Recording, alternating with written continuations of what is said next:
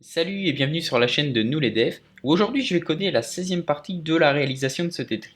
Alors je vais principalement m'occuper de faire tout ce qui est ici, changer les niveaux, mettre le nombre de lignes et rafraîchir les temps.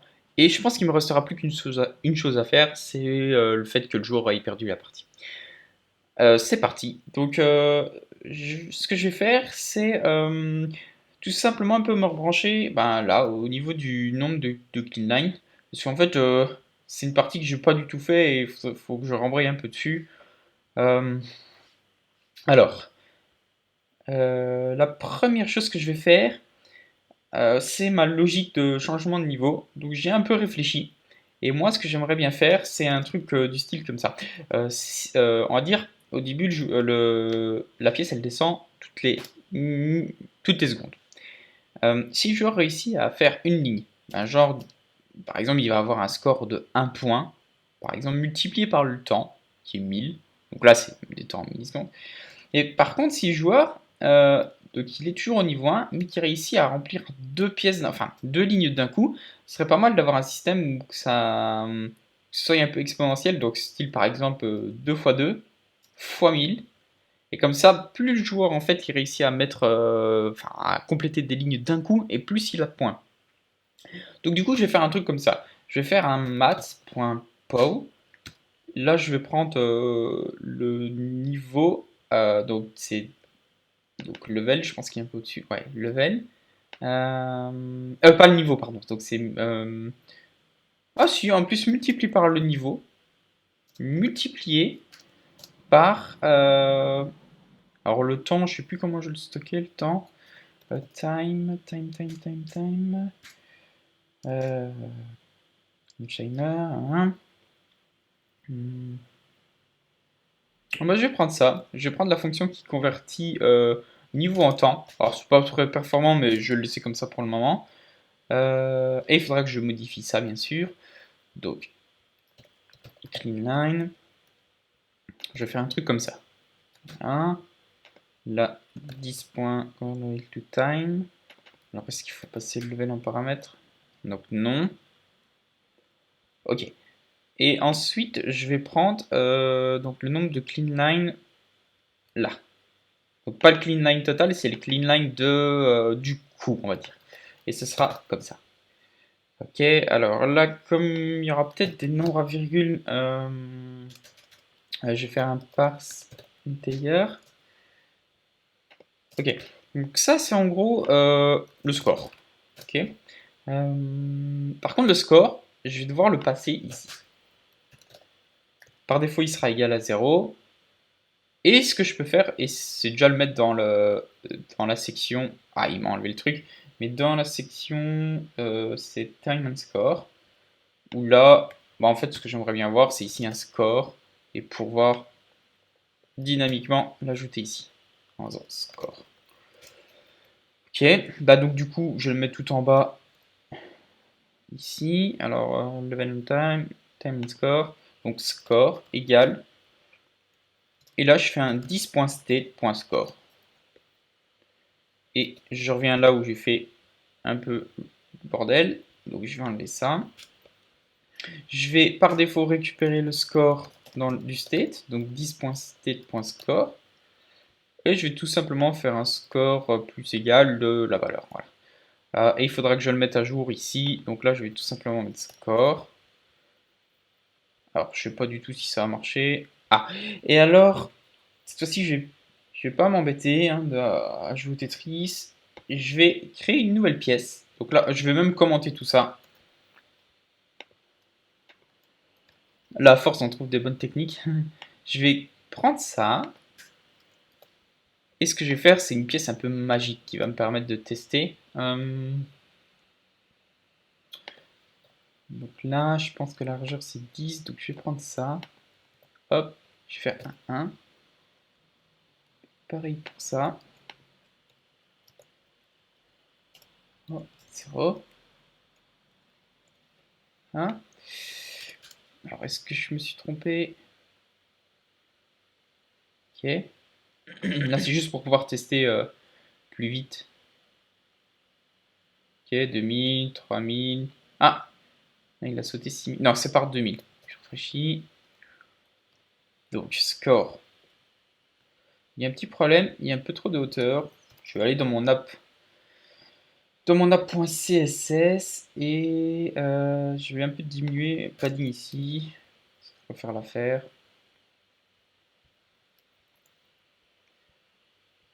Voilà, c'est bon. Donc, score au niveau 1, donc 1000, 2000.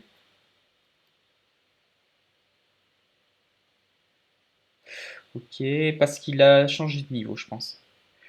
Ouais, il n'y a pas le système de niveau. Ouais, il change de niveau, c'est logique. Donc ça me paraît déjà plutôt pas mal. Donc ici, nombre de lignes. Donc ça, ouais. Alors, ce que je vais devoir définir, c'est le nombre de lignes par niveau. Alors moi, ce que je vais prendre, c'est un truc assez simple. Je vais prendre 5. Je vais mettre un line per level. Et c'est ce qui va déterminer, enfin, quand cette valeur-là sera atteinte, il y aura un changement de niveau. Donc, ça, je peux le mettre aussi dans le composant. Du coup, ce sera ici. Donc c'est level 9.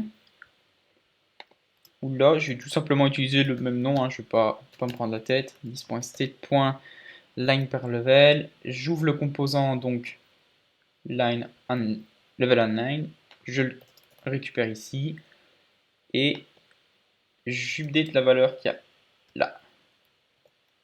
Ça. Ok, donc là, je vois que ça marche aussi. Donc je peux couper ça. Ça aussi. Donc je me remets au niveau du clean 9. Et ce que je fais... Déjà, ici, ceci, c'est différentes zéros. Donc, alors, là, il va falloir que je détecte... donc, si c'est plus grand que 0, on fait un update du score. Parce que sinon, il n'y a pas de raison d'updater le score s'il n'y a pas eu de ligne enlevée. Et ici, pour le changement de niveau, je vais plutôt détecter si nombre de clean line est... Alors, normalement, c'est supérieur ou égal. En fait, là, ce qui se passe, c'est que, mettons, j'ai mon nombre de lignes à 5. Et moi, je fais 3 lignes. Et puis après, je réussis à faire 4 lignes. Bah, en gros, normalement, je suis déjà à 6. À 7, pardon. Et du coup, ce que je vais faire, c'est... bah, je vais considérer le niveau comme fait. Je vais juste faire un changement de niveau. Donc là, il va passer... up. Ça, c'est le nombre de lignes, pardon. Mettons que c'est le niveau 1. Bah, moi, je vais tout simplement passer au niveau 2 et mettre ici 0 à 5. Parce que je me dis, si le gars il s'est vraiment forcé à faire ici beaucoup de points en faisant 4 et 4, ben, en gros, ça lui donne plus de points pour le niveau. Donc ceci est un système pour avoir plus de points. Et voilà. Donc, ici, ce que je vais faire, c'est, je vais dire que si le nombre de lignes est plus grand ou égal à 10.state.level per line, bah alors je dois faire le changement de niveau. Euh, ici, j'aurai un update score. Et ici, j'aurai un changement de niveau. Voilà. Alors, bien sûr, je dois recliner le nombre de lignes. Ça, c'est clair. Le niveau, cette fois-ci, je vais faire un plus plus. Là, ici, je vais reprendre ma petite variable là et en disant que le niveau a été changé. Et je dois faire le clear intervalle ici. Voilà. Alors, est-ce que... Donc, j'ai passé le score. J'ai passé le level. Nombre de clean line, du coup, il peut se mettre comme ça. Je vais enlever la recherche. Je vais déjà faire un petit test. Tiens, tiens. Là, 3000. Là, c'est 4000. Là, ça va faire 5000. Il va y avoir le changement. Voilà. Et normalement, on va passer à 7000 au niveau du score. Ok. 9. Ça marche bien. Il y a un truc que je vais faire aussi au niveau du timer, parce que je vais devoir aussi changer le timer. Donc launch timer qui appelle la fonction convert level to time. Ouais, je vais devoir faire ça. Ici, je vais même pouvoir afficher. Non, je vais pas l'afficher là. Je vais plutôt l'afficher au moment où on le relance, c'est-à-dire ici. Je vais l'appeler deux fois, mais ce sera juste en console. Alors, pourquoi je le fais là et pas là? C'est parce que je l'utilise dans le score euh, ici et qui risque en fait de m'afficher des timers juste parce que je mets à jour le score et pas quand je change de niveau. Donc moi je vais vraiment détecter le changement de niveau. Euh, donc je vais le mettre ici. Et je vais même mettre un petit message. Euh, New launch timer. Et là, je vais changer un peu ce que je fais. Euh, donc là, je vais return. Euh, et je vais créer un base timer. Euh, alors au niveau de mes timers de base, je pense que je les avais juste fait. 10.timer égal. Euh, je les avais fait où? Hmm. Je pense qu'il fallait que je fasse ça dans les components d'Igmund. Ouais, je les ai pas trop mis dans le state, mais bon, je sais pas si ça a vraiment de la logique, mais en tout cas, j'avais fait ça pour, je sais plus pourquoi, pour les options. Je vais faire ça comme ça. Donc, je vais faire 10 base timer égale, et par défaut, on mettra 1000. Donc, en gros, c'est là qu'on pourra changer le premier temps. Et je vais aussi faire quelque chose. C'est ce petit machin là, c'est le timer général. Où là, je vais juste faire je crois un global timer. Et ça, ce sera pas l'intervalle. Donc là, ici, je vais plutôt mettre pass intervalle timer. Euh,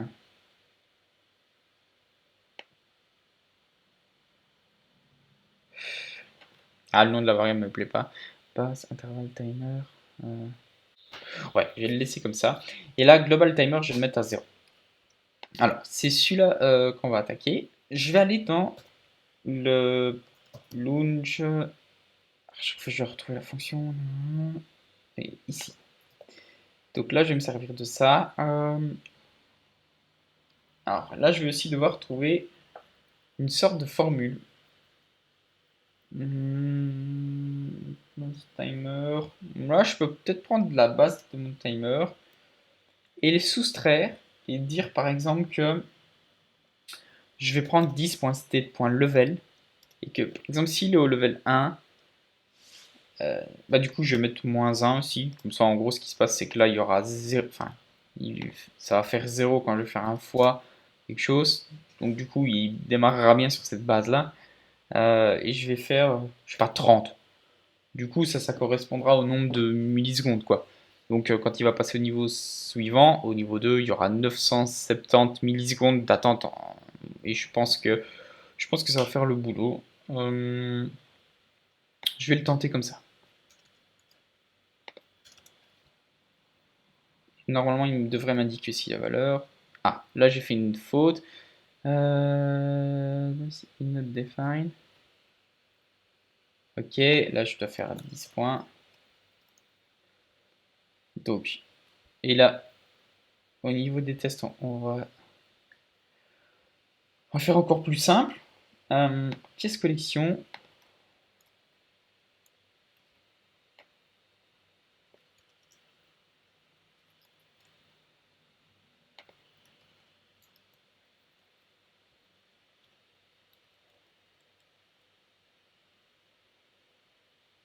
1000.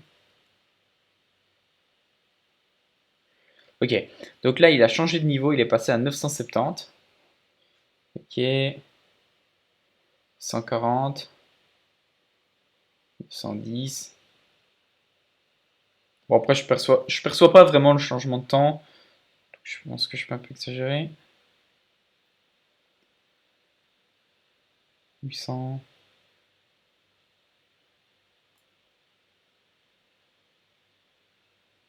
Ouais, là on le sent. Ok, bon. Je vais le laisser comme ça. Donc je réfléchis. Alors, ça marche.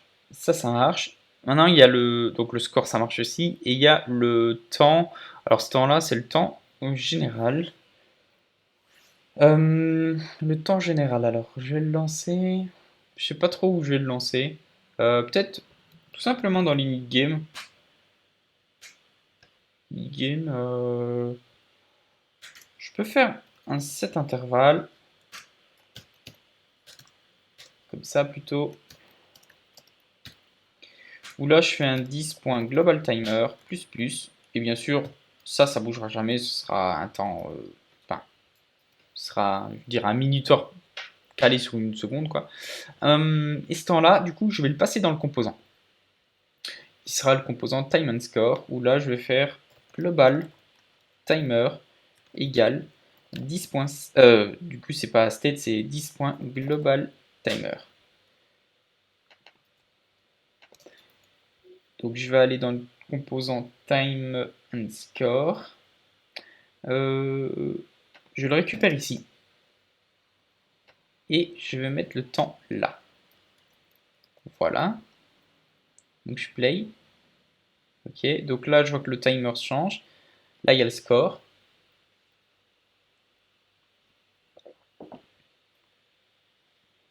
Donc, je pense que j'ai déjà quasiment fini le truc.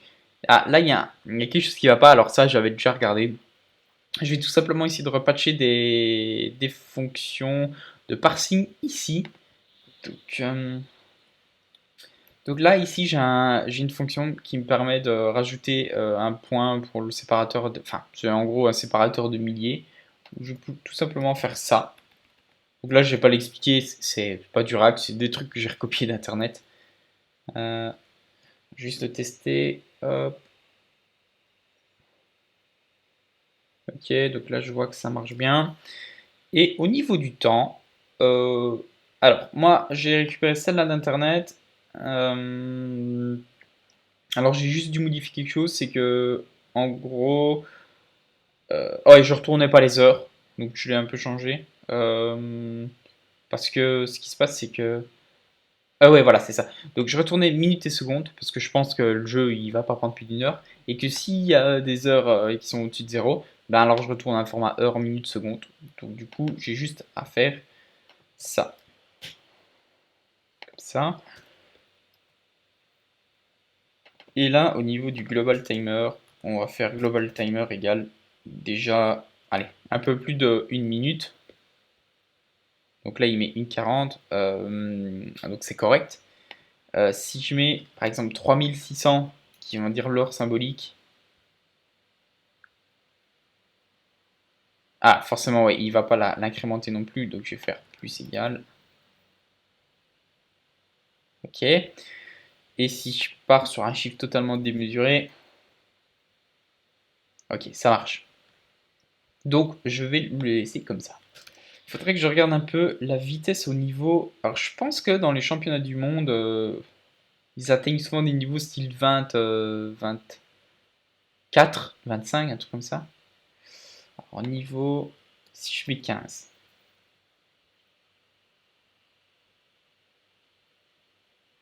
ça va, c'est pas méchant. Si je mets 20,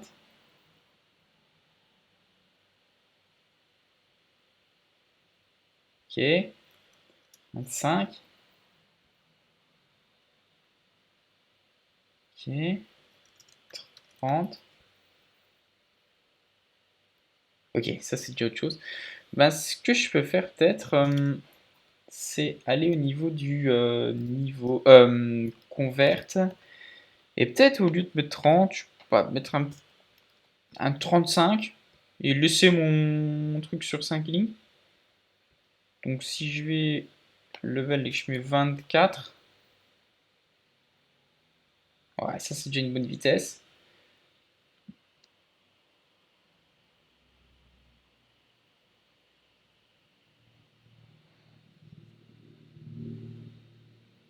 là c'est plutôt drôle de voir ça.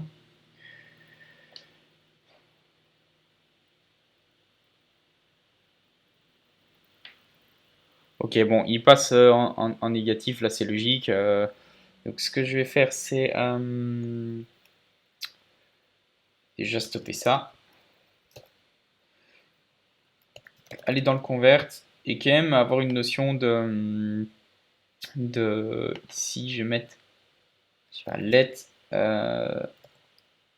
intervalle et dire que si l'intervalle, je sais pas, il est plus petit que, je sais pas, 300 par exemple. Je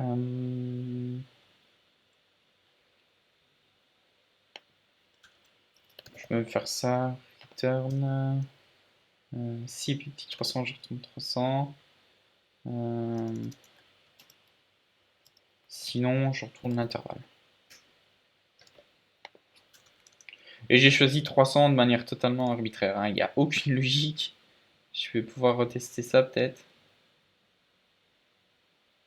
en mettant au niveau 20.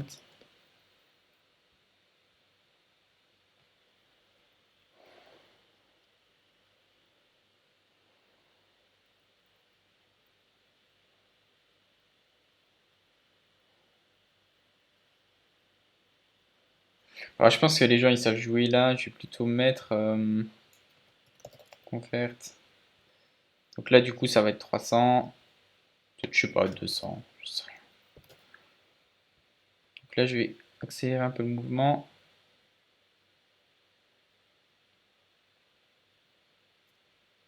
Ouais, ça c'est déjà une bonne vitesse. Je pense que c'est très compliqué de jouer sur ce temps-là. Donc là il va tomber à 200.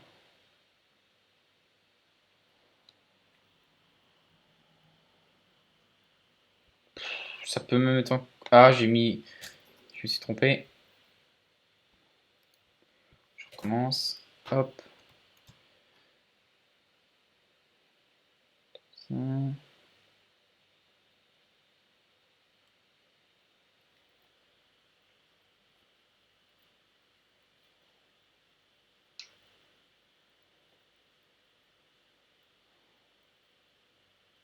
Ah, 200 c'est très bien. Je sais pas si ça a de l'intérêt de le diminuer. Mais je vais le laisser comme ça. Ou peut-être une larmette, allez. Je pense que là, ça sert même à rien de tester. Ce sera vraiment bien. Ok. Donc je vais le laisser comme ça. Hmm. Donc maintenant, ce que je vais faire, c'est m'occuper de la partie où le joueur a perdu la partie. Alors, j'avais créé une variable isLostGame. Et ce que je vais faire, alors je pense que c'était déjà bon hein, à un moment donné. Ok, ici je vidais l'intervalle et je mettais isLostGame à true. Et au niveau du composant de rendu, enfin au niveau du rendu, ce que je vais faire, c'est tout simplement un if 10.state.isLostGame. Donc si ça c'est à true, en fait je vais carrément retourner une nouvelle portion de code. Et là, moi j'ai envie d'un truc comme ça, style hello, Yann, machin machin. Ensuite c'est vous avez fait XX point, félicitations, voilà. Et ensuite un bouton back et un bouton play again. Voilà, en gros, juste ça et je désactive la grille. Si le gars appuie sur back, ben, ça fait retour avant. Si le gars il appuie sur play again, ben, ça relance la partie. Donc là, je vais reprendre un wrapper. Je vais mettre wrapper lost. Ok. Ok. Et alors là, je vais reprendre ça parce que ça n'a pas d'intérêt d'être là-dedans lorsque ben, le joueur il joue. Donc ça peut rester là. Le bouton retour, en fait c'est la même chose, donc je vais l'enlever parce qu'il n'y a plus de raison que ce soit là. C'est juste pour le debug. Et donc je vais mettre un H1. Alors H1 ou H2, je sais plus trop. Enfin, mettons un H2. Et là, je vais mettre, je sais pas, Game Over, le classique. Là, je vais mettre un petit paragraphe. Vous avez, ou peut-être tout simplement le score. Euh, et là, je vais faire 10.state.score. Alors, j'espère que le score il est parmi à 0. Et je vais mettre les fameux. Je vais mettre un wrapper bouton. Ce serait cool de les avoir les uns à côté de les autres. Classe égale wrapper bouton. Là, je vais mettre donc le bouton back à gauche et un bouton droite play again.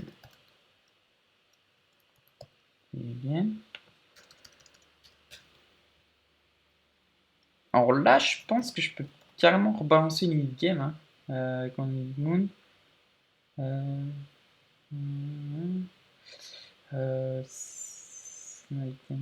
y a peut-être des trucs à reset. Donc les options vont pas changer. Ouais, c'est ça, hein, c'est le mid-game.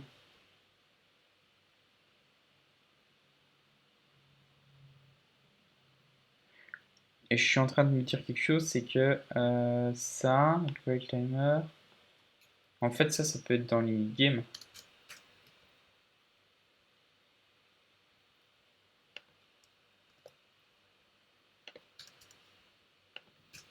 Voilà. Donc là, je vais tout en bas. Et là, je vais devoir relancer 10 points init game. Boom. Donc, si je descends jusqu'en bas,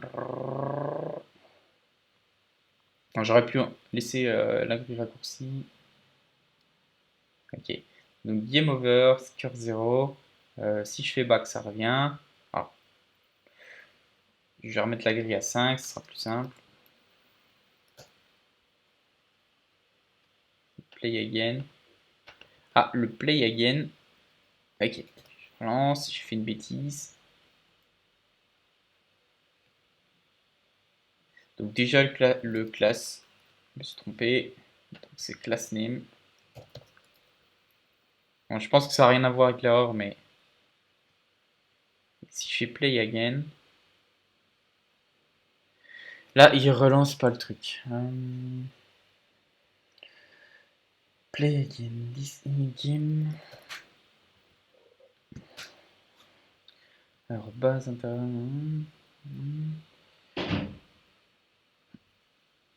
Alors, quel revenu j'ai tout, je timer.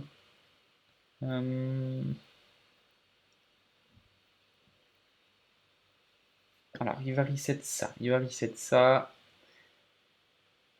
Il va rebalancer les événements. Ah, du coup, il va aussi relancer les événements 2 fois et c'est pas une bonne chose. Je vais regarder où je les remove déjà.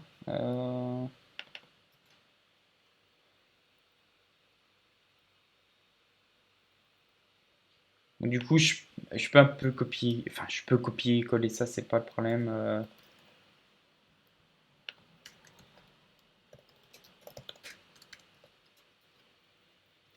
Ok. Donc, je clear l'intervalle. Donc, est-ce que dans l'init-game, il relance l'intervalle? Game, state option.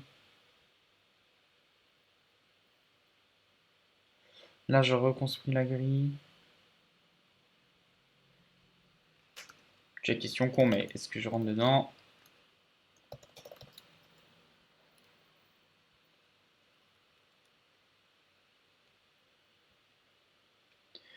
Je rentre dedans. Ah, mais il faut. Ok, je viens de comprendre pourquoi. Du coup, ce que je dois faire, c'est qu'à l'init-game, donc quand je exécute la fonction, faut que je rafraîchisse. Là, il faut que je rafraîchisse plusieurs choses. Il y avait un niveau 20. C'est niveau 1. Il faut que je rafraîchisse. Bon, il faut que je rafraîchisse plusieurs choses. Je vais tout prendre. Et là, je vais faire init game. Alors, au niveau du state. La grille est reconstruite. Je vais peut-être même pouvoir la mettre comme ça. Ce sera un peu plus simple pour l'affichage.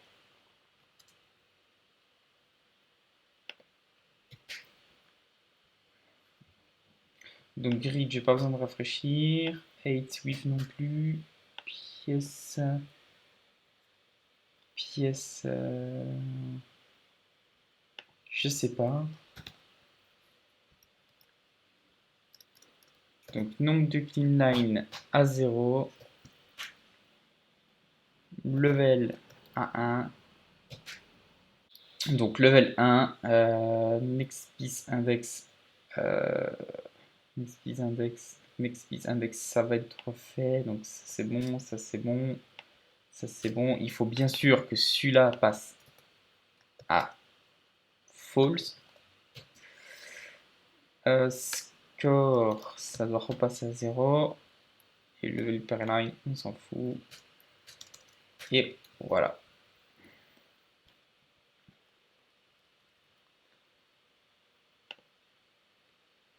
Donc juste est-ce que ça marche? Ok,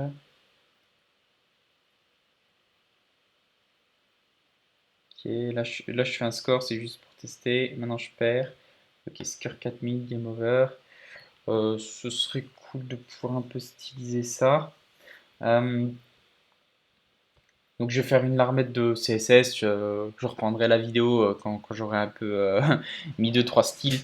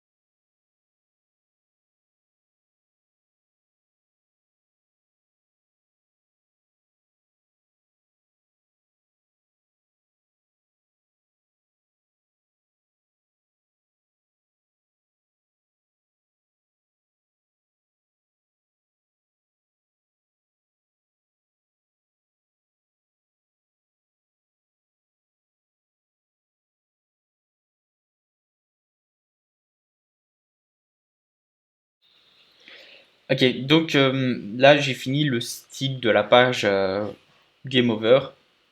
Donc là j'ai un bouton back qui me permet de faire un retour vers la page principale. Et le bouton donc Play Again qui me permet de relancer une partie. Par contre j'ai remarqué un truc, c'est que quand je fais des points, donc, par exemple,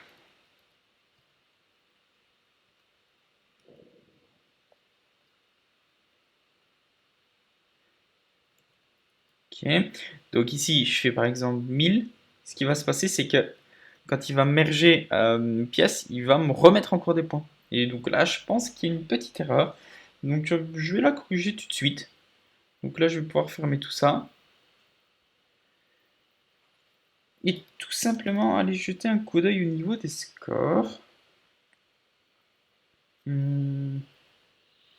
Ah, je pense que là, en fait, quand je réussis à avoir une ligne complétée, au moins une, en fait, quand il va repasser dedans, euh, bah, du coup, comme je le concatène avec déjà les lignes complétées précédemment, bah ça vaudra toujours 1 et à chaque fois il va updater le score. Donc normalement, si je remets 20,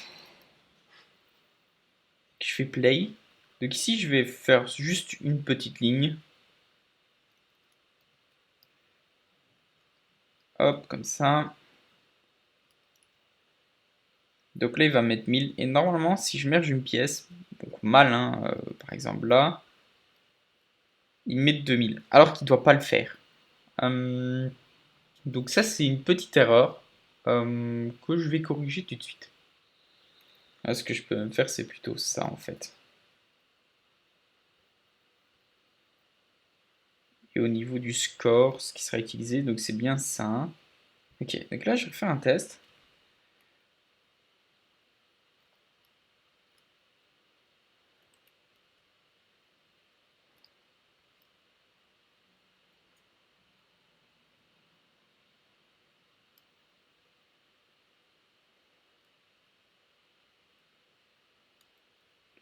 Allez, hop. Donc là je complète une ligne. Si jamais je mets une seule pièce, là. Donc maintenant ce que je vais faire, je vais en mettre une seconde. Ça fera 1000. Donc il y a encore 1000. Et par contre, là, je vais essayer plusieurs pièces d'un coup. Enfin, je vais essayer de faire de mettre plusieurs pièces d'un coup et de checker ça. Ok, moi, je vais juste voir si là, dans ce cas précis, il passe à 4000 d'un coup. Enfin, même plus. Ah, c'est pas vrai. Hop, hop.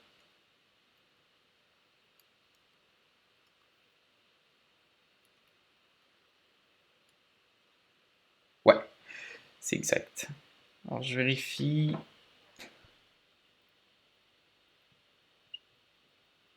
16 multiplié par. Euh,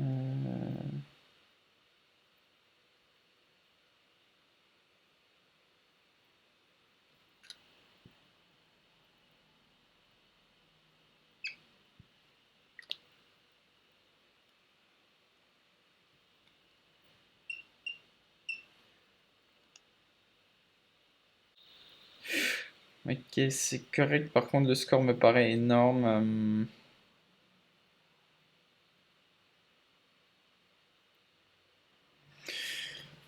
Je pense qu'ici, je pourrais juste monter la puissance à 2 pour qu'il fasse 4 au carré multiplié par le niveau multiplié par 1000.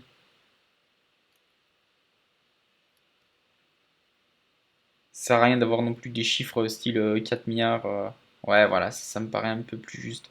Je vais le laisser comme ça et je ferai des tests. Donc voilà, donc j'ai clôturé le système de niveau, le système d'ici d'affichage de lignes, donc le temps général, le score, et je pense qu'on a géré l'état enfin, on a géré l'état perdu, l'état gagné, et je pense que là, j'arrive au bout, hein. J'ai plus grand chose à faire. Donc ce que je vais faire, c'est je vais arrêter la série et je vais refaire une vidéo un peu après projet, si je peux dire ça comme ça, qui va présenter le jeu pour ceux qui n'auraient pas encore vu les vidéos précédentes. Et, euh, et j'afficherai le lien GitHub dans toutes les vidéos. Et je vous invite sur une prochaine vidéo où je coderai encore un petit jeu, peut-être un petit peu moins laborieux, histoire encore de pratiquer du React. À la prochaine!